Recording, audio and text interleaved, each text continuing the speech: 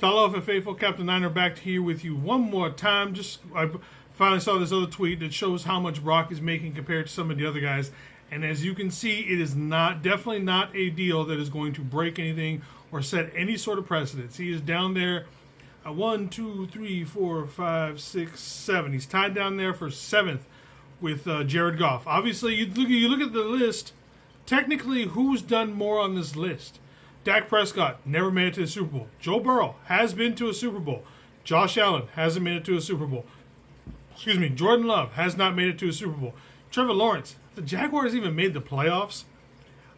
Tua has not made a Super Bowl. And then obviously Jared Goff, obviously one outlier. But then again, look at all these guys. This is exactly where Brock should be.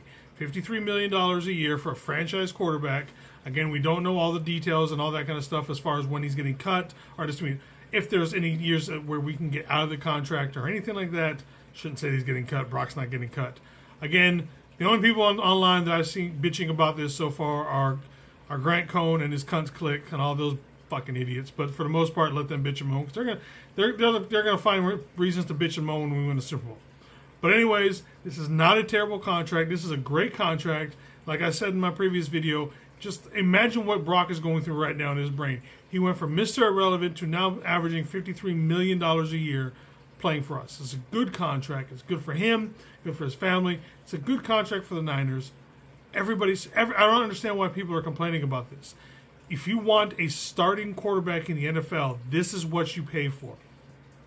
Brock goes 2 or 3 more years with these same sort of stats. He's probably shooting up to upwards of closer to that Dak Prescott number of 60, and that's where things start getting. That's a little bit too expensive for taste.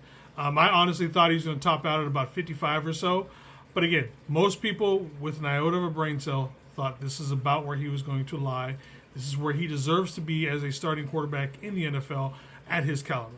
Again, that's all I got for you now. Me and TJ, maybe TJ, he's got some stuff going on, so we'll see what's going on. 6 p.m., we'll talk about it a little bit more. Till then, faithful, 5 for Ty, tell love, one love again.